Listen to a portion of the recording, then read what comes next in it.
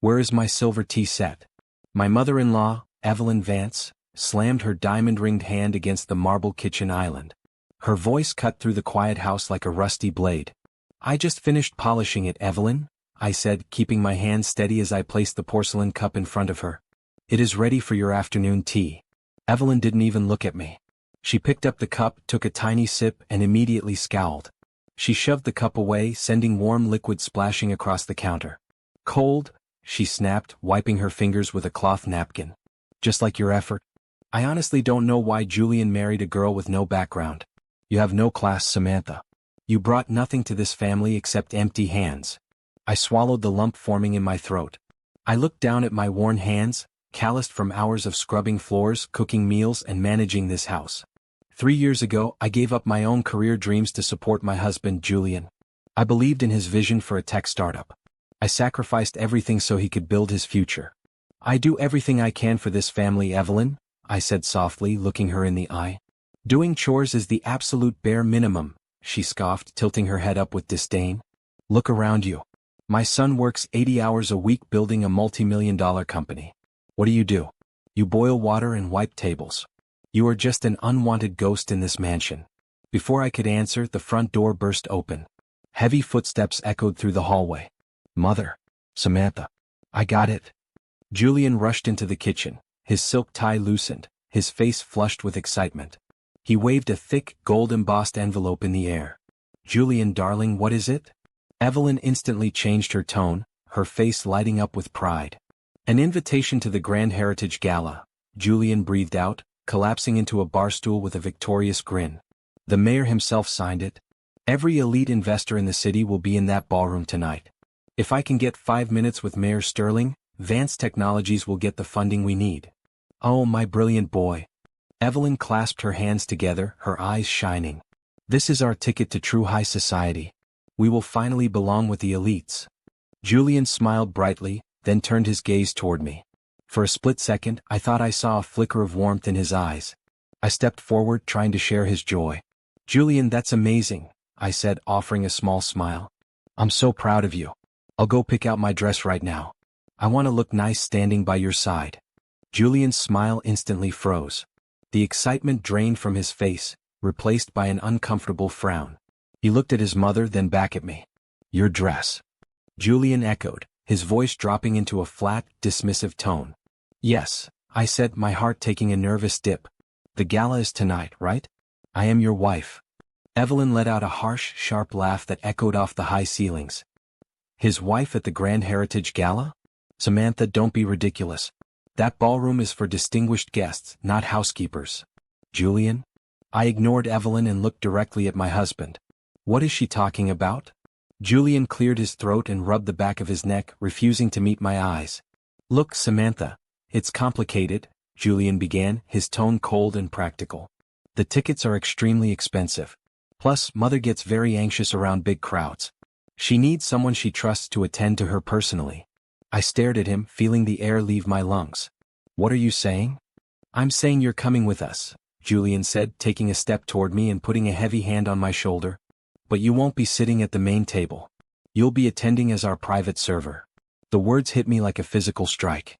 I took a step back, breaking his grip. A server? You want your wife to wear a uniform and serve tea to your business contacts. It saves us thousands on extra staff, Samantha. Evelyn interjected smoothly. Besides, you're already used to carrying trays.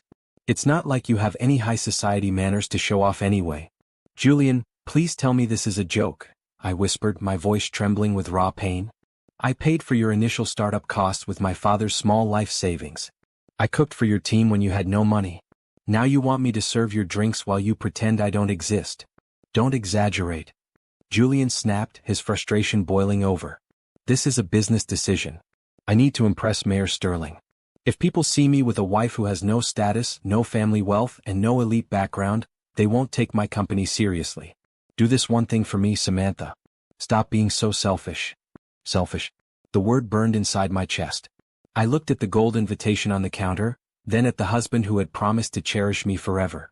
Fine, I said softly, my heart hardening into ice. I will serve your tea tonight, Julian. Good, Julian nodded, turning his back on me to talk to his mother. Wear the black uniform. And don't speak unless spoken to. I stood alone in the bright kitchen, feeling the faint, forgotten weight of my late father's silver locket hidden beneath my shirt.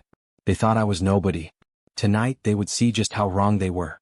The grand ballroom of the Heritage Hotel hummed with classical music, crystal chandeliers, and the laughter of the city's wealthiest elites. I stood near the serving doors, dressed in a plain black server uniform, holding a heavy silver tray loaded with glasses of champagne and warm teacups. My feet burned inside my cheap black shoes, but my chest burned even more. A few feet away from me, my sister-in-law, Chloe Vance, twirled in a sparkling sapphire gown. Around her neck sat a diamond necklace that shimmered brilliantly under the chandeliers. "Look at this dress, Mother," Chloe chirped loudly, tapping her smartphone screen. "My followers are going crazy. Over 20,000 likes in 10 minutes. "You look stunning, my darling," Evelyn said, adjusting Chloe's velvet sash. "Only the best for a Vance. Julian spent $15,000 on that necklace, and it was worth every penny." I choked back a bitter sigh. $15,000. Last month, when I asked Julian for $500 to buy new winter coats for the local shelter, the shelter my late father built, he told me the company was too broke. But here was his sister, dripping in diamonds funded by my father's remaining capital. "Server," Chloe snapped, turning her sharp eyes toward me. She gestured aggressively with her hand. "Bring the tea tray over here right now. My throat is dry." I took a deep breath, keeping my expression entirely neutral, and walked over to their table. "Here is your jasmine tea, Chloe," I said quietly, holding the heavy tray balanced on my left forearm. Chloe raised her phone camera, pointing it directly at my face. A wicked smirk spread across her red lips. "Hey guys." Chloe spoke into her phone live stream, her voice dripping with artificial sweet poison. "Look at our private server for tonight. She works so hard, doesn't she? Say hi to my followers, server." "Chloe, please don't do this," I whispered, lowering my head slightly to hide from the lens. "I am just doing what your brother asked." "Oh, come on. Don't be shy." Chloe laughed mockingly. "Show everyone how well you balance that tray." Oops. With a deliberate, swift nudge of her silk elbow, Chloe struck the side of the tray. Platter. The heavy ceramic teapot tipped over. Boiling hot jasmine tea poured directly onto my shoes and ankles. The searing heat soaked through my fabric socks, burning my skin instantly. Pain shot up my legs. I gasped loudly, dropping to my knees as the broken porcelain smashed onto the polished marble floor. "Ah, my dress." Chloe shrieked dramatically, taking 3 quick steps backward while keeping her phone camera pointed straight down at me. "Watch where you are going, you clumsy peasant. You almost ruined my designer gown." Several wealthy guests turned their heads, whispering and chuckling at the scene. "Pardon me, everyone," Evelyn called out with an exaggerated sigh, shaking her head at the surrounding crowd. "Good help is so hard to find these days. Get down there and clean that up immediately, girl." I knelt on the cold floor, my hands shaking violently as I picked up the jagged pieces of hot ceramic. Tears of physical pain and deep psychological humiliation pricked my eyes, but I refused to let them fall. Suddenly, a pair of expensive leather shoes stopped right in front of my face. I looked up, praying for a single shred of humanity. It was Julian. "Julian?" I gasped softly under my breath, my voice trembling with desperate plea. "Help me, it hurts." Julian looked down at me. His eyes were completely void of emotion. He didn't offer a hand. He didn't check my burned skin. He didn't even acknowledge my name. "Excuse me, server," Julian said in a loud, stern voice for the surrounding investors to hear. "You need to be far more careful around distinguished guests. Clean this mess up at once and go back to the kitchen before you cause another scene." His words stabbed deeper than the hot tea on my skin. He knew me. He slept next to me every night for 3 years. He held my hand when my father died. Yet, in front of money and status, he reduced me to an anonymous, worthless servant. In that single, agonizing second, something inside me snapped. The soft, quiet Samantha who constantly sought their approval died right there on that marble floor. My marriage wasn't a partnership built on love. It was a slow, calculated slaughter of my dignity. "Understood, sir," I whispered, my voice chillingly steady as I gathered the last sharp shard. As I stood up with the broken tray, my gaze drifted across the crowded ballroom. Sitting alone at a VIP corner table, a tall man in a tailored charcoal suit was watching me. He didn't look amused like the others. He looked furious. His strong jaw was locked tight, and his dark eyes burned with an intense, protective anger. When our eyes met, he slowly straightened his spine and adjusted his dark necktie. It was Marcus Cole, the sharpest corporate lawyer in the state, and my late father's most loyal legal advisor. Marcus caught my eye and gave me a single, firm nod. A silent message echoed between us. The time has come. I turned my back on Julian and walked toward the serving door, my burned feet silent against the polished floor. My family thought they had put me in my place. They had no idea they had just opened the doors to their own ruin. The murmurs in the ballroom suddenly died down. A heavy hush washed over the crowd of high society elites, followed by a ripple of excited gasps. "He's here," Evelyn hissed under her breath, grabbing Julian's sleeve with frantic energy. "Julian, wake up. The mayor has arrived." I stood near the service entrance, nursing my burned ankles beneath the hem of my black apron while holding a tray loaded with shattered porcelain and dirty teacups. Through the towering double doors of the ballroom, a distinguished man in his late 50s stepped inside. He wore a sharp navy suit, his silver hair neatly combed, flanked by city officials and heavy-hitting investors. Mayor Robert Sterling had arrived. "This is our moment, son," Evelyn whispered loudly, her eyes gleaming with desperate ambition. "You go over there right now. Make sure he remembers the name Vance." "Don't worry, Mother," Julian replied, adjusting his silk tie and puffing out his chest. "I've practiced this pitch for weeks. Vance Technologies is going to secure that $1 million city grant tonight." Julian quickly stepped forward, putting on his best $1 million smile. Chloe followed close behind, holding her phone up to record what she clearly thought would be her brother's grand triumph. "Mayor Sterling," Julian called out smoothly, extending his right hand as he intercepted the mayor's path. "It is an absolute honor to have you at the Grand Heritage Gala tonight. I am Julian Vance, CEO of Vance Tech." Mayor Sterling stopped dead in his tracks. But he didn't look at Julian. He didn't even acknowledge the hand hovering in the air between them. Instead, Mayor Sterling's sharp, dark eyes scanned the room, sweeping right past Julian, right past Evelyn, and right past the wealthy donors holding champagne glasses. His eyes locked directly onto me. "Mayor Sterling?" Julian asked, his fake smile faltering as his hand remained awkwardly suspended in midair. "Sir? Is everything all right?" Mayor Sterling ignored him completely. His breath hitched in his throat, and a look of profound disbelief washed over his weathered face. Is that really you?" Mayor Sterling whispered, his voice trembling slightly. Without a word to the city officials around him, the mayor stepped around Julian as if my husband were nothing more than a statue in the hallway. The crowd gasped as Mayor Sterling walked briskly down the center carpet, his polished shoes clicking against the marble floor, heading straight toward the serving area. "Wait, Mayor," Evelyn called out, her voice high and strained. "That's just the catering staff. The guest tables are over here." "Where is he going?" Chloe muttered aloud, her camera following the mayor's path in confusion. I froze against the wall, my fingers tightening around the heavy silver tray of dirty cups. My heart hammered against my ribs like a trapped bird.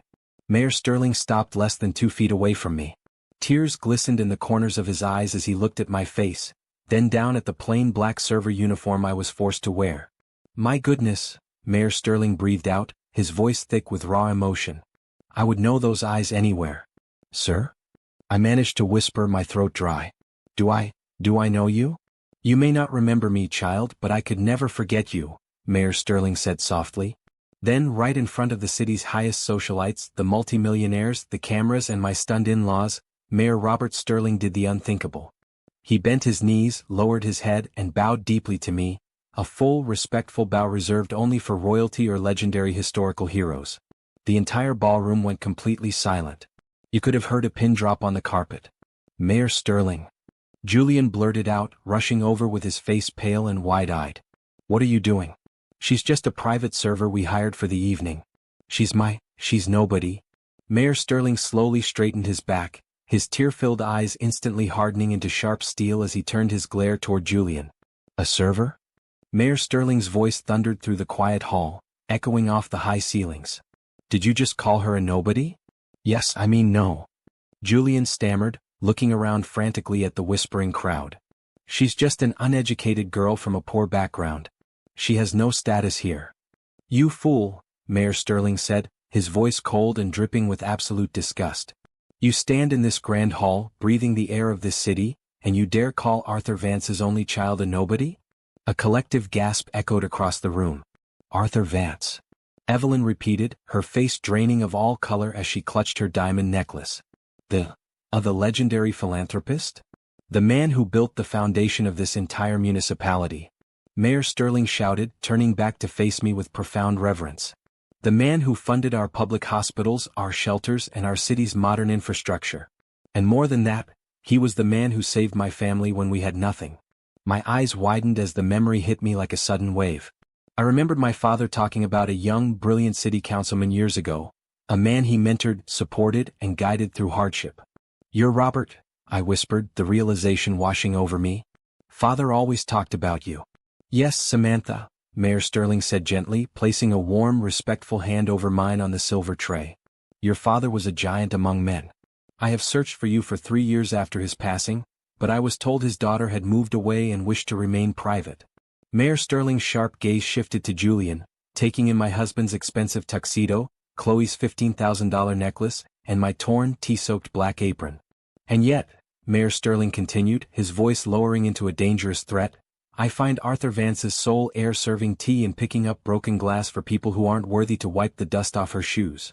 Julian swallowed hard, his jaw trembling as he looked at me in sheer terror. "Samantha," Julian stammered, taking a hesitant step forward, his voice cracking. Your father was that Arthur Vance." I looked at my husband, feeling no affection, no warmth, and no regret left inside me. "Yes, Julian," I said, my voice rising steady and strong for the entire room to hear. "I am." The heavy silence in the ballroom cracked open, exploding into a tidal wave of shocked whispers and intense murmurs. "Arthur Vance's heir?" A wealthy woman in the second row gasped, fanning herself rapidly. "That means she controls the entire city heritage endowment." "Look at her uniform," another investor muttered, leaning over to his colleague. "They had Arthur Vance's daughter serving drinks like a dishwasher. How shameful." Julian's face went completely ghostly white.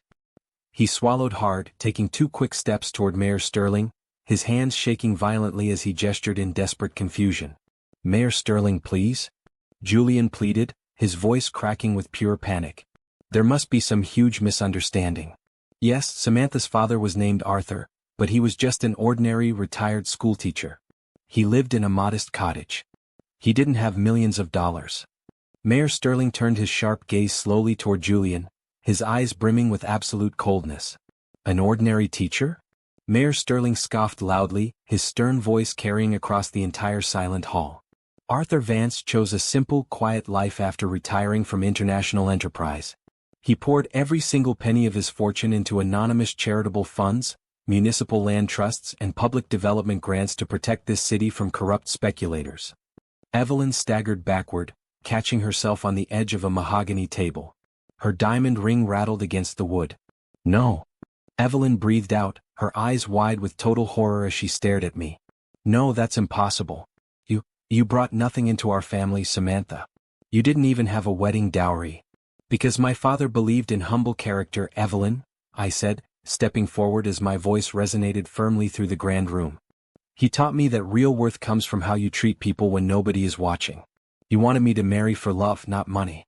That's why I kept his estate quiet." I looked directly into Julian's hollow, terrified eyes. "And for 3 years," I continued, "I watched you and your mother treat me like garbage because you thought I had nothing to offer you." "Samantha, baby, wait." Julian stammered, his confident demeanor entirely shattered as he reached out to grab my hand. "I didn't know. You never told me." "Don't touch her," a deep, commanding voice interrupted. Marcus Cole stepped out from the shadows near the VIP tables, stepping smoothly between Julian and me. He carried a sleek leather briefcase in his right hand. "Marcus Cole?" Julian blinked, stunned. "The city's top corporate attorney? What are you doing here?" "I am here representing my lifelong client, Arthur Vance, and his sole legal heir, Samantha Vance," Marcus said, snapping open his briefcase with a crisp, sharp lock sound. He pulled out a thick stack of legal documents bound in red tape. "Mr. Julian Vance," Marcus began, his voice dry and lethal as he faced my husband. "As the legal executor of the Vance Municipal Heritage Trust, I am here to deliver an official notification regarding Vance Technologies." Chloe dropped her smartphone, the device clattering loudly against the marble floor. "What does my brother's company have to do with her estate?" Marcus smiled faintly, adjusting his glasses. "Vance Tech's primary research facility and operational headquarters reside on Sector 4 commercial property, correct?" "Yes." Julian said quickly, clutching at straws. We signed a 10-year commercial lease with the city's land authority last year. Correction, Marcus countered smoothly, tapping the top document with his golden pen. You signed a lease with the Arthur Vance Land Trust, which held the deed in tax reserve. Under Clause 14 of the trust deed, upon the official unveiling of Arthur Vance's legal successor, all commercial leases under the trust automatically revert to the sole personal discretion of the heir. Julian froze. His breathing came in short, jagged gasps. What does that mean?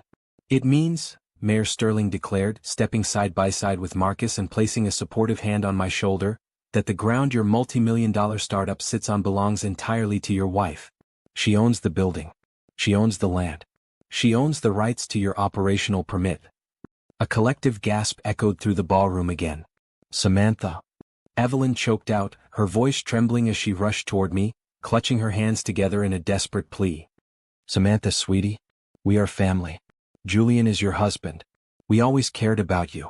You wouldn't throw your own family out on the street, would you? I looked at Evelyn's frantic, pleading eyes, remembering how she had pushed a hot teacup into my chest just 2 hours ago, calling me an unwanted ghost. Family? I asked quietly, my voice icy and calm. Family doesn't make you sleep in the maid's quarters. Family doesn't film you getting burned for social media likes, Chloe. Chloe flinched, shrinking back behind her mother with a pale face. Samantha, please? Julian dropped to his knees right there on the ballroom floor, grabbing the hem of my plain black server apron. Tears of fear spilled over his cheeks. I was wrong. I was stressed about the business. I love you, Samantha. I swear I love you. Give me one more chance. I slowly reached down and pulled my apron fabric out of his trembling grip, stepping back into the light beside Marcus and Mayor Sterling. The time for chances is over, Julian, I said, looking down at him without a single trace of emotion left in my heart. Marcus, hand me the documents. With pleasure, Miss Vance, Marcus replied, presenting the fountain pen directly into my hand. Samantha, please. You can't do this. Julian practically crawled across the marble floor, his hands desperately clutching at the hem of my skirt. The proud, arrogant CEO was gone. In his place sat a terrified boy watching his entire future evaporate before his eyes. Get up, Julian, I said, my voice quiet, flat, and colder than ice. You are embarrassing yourself in front of the whole city. I don't care about the city. Julian cried, his face red and wet with frantic tears. I care about us. Samantha, look at me. I made a mistake, a terrible mistake. I was stressed about the investors and the funding. I wasn't thinking clearly. You were thinking clearly enough when you ordered me to wear a servant's apron, I replied, staring down at him without a flicker of emotion. You were thinking clearly enough when you pretended you didn't even know my name. I was stupid. Julian shouted, reaching up to take my hands, but Marcus Cole stepped in, blocking him with an arm of solid iron. Samantha, I love you. I've always loved you. Remember the promises we made when we got married? You loved my father's money, I corrected him softly. And you loved having a pushover for a wife who cooked your meals, cleaned your house, and asked for nothing in return. Across the room, Evelyn was hyperventilating, her face pale as ash. She grabbed a passing waiter by the arm, her voice shrill and borderline hysterical. Call security. Evelyn shrieked, pointing a trembling finger at Marcus and Mayor Sterling. They are threatening my son. They are trying to steal my son's business. Silence, Evelyn. Mayor Sterling thundered, his powerful voice ringing out across the ballroom. The only theft committed here was your family taking advantage of Arthur Vance's daughter for 3 straight years. Security will not help you tonight. Meanwhile, Chloe stood frozen near the catering tables, her thumb flying across her phone screen in a blind panic. No, no, no. Chloe whimpered, her voice cracking as she stared at her screen. It won't delete. Why won't the video delete? What are you talking about, Chloe? Evelyn gasped, stumbling over to her daughter. The live stream. Chloe sobbed, dropping her hands in utter despair. I posted the video of Samantha on the floor with the tea. The stream didn't end. The camera was still running when Mayor Sterling bowed to her. Everyone saw everything. My followers, they're calling me a monster. Thousands of people are reporting my account. What? Evelyn gasped, clutching her chest. Delete it. Throw the phone away. It's too late, mother. Chloe cried, sinking into a chair with her head in her hands. The news blogs already saved the video. It's everywhere. A small, sad smile touched my lips. The very weapon Chloe used to humiliate me had turned around and exposed her true nature to the entire world. Karmic Justice didn't need my anger, it only needed time. Julian looked back at me, his eyes wide with absolute desperation as he realized his family's social standing was burning to ashes right in front of them. "Samantha, listen to me," Julian begged, his voice trembling as he tried to bypass Marcus. "We can fix this. I'll fire the PR team, I'll issue a public apology, I'll give you half the shares in Vance Tech. Just tell Marcus to withdraw the eviction notice. If we lose Sector 4, the investors will pull out by tomorrow morning.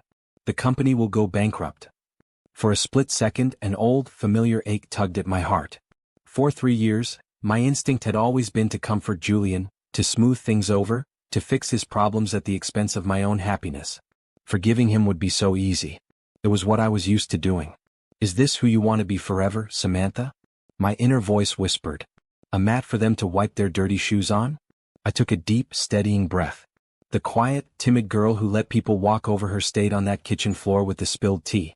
The woman standing here tonight was Arthur Vance's daughter. "Marcus," I said smoothly, turning my head toward my lawyer. "Hand me the portfolio." "Right here, Miss Vance," Marcus replied, unzipping the leather binder and pulling out a crisp set of legal papers. Julian's eyes lit up with a faint, foolish ray of hope.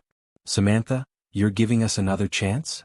"No, Julian," I said, holding out the documents alongside a heavy gold pen. "These are unconditional divorce papers, along with a formal revocation of your commercial lease on Sector 4. Julian gasped, taking a step backward as if I had slapped him across the face. "Divorce? Samantha, no. You can't leave me. I am revoking my father's estate support from Vance Tech effective immediately," I continued, my voice calm, firm, and absolute. "You have 48 hours to clear your equipment off my property. If your company goes bankrupt, Julian, it won't be because of a mistake. It will be because you built your success on a foundation of cruelty." "Samantha, please?" Julian screamed, reaching out as I thrust the papers into his chest. "I'll change. I swear I'll change." "Sign the papers, Julian," I said coldly, looking him dead in the eye. "Or Marcus will file a full civil lawsuit for fraud and emotional abuse tomorrow morning. The choice is yours." Julian looked at the documents in his trembling hands, then looked at Mayor Sterling, Marcus Cole, and the crowd of high society elites staring at him with unbridled contempt. He knew he had lost. His knees buckled and he collapsed onto a nearby chair, completely defeated. I turned my back on my husband and his family, feeling a massive weight lift off my shoulders for the first time in years. "Let's go, Mayor Sterling," I said, holding my head high as I walked toward the main doors. "I have a foundation to run." The morning sun cast a warm golden light across the balcony of the Arthur Vance Foundation headquarters. Below, the bustling city streets hummed with energy and life.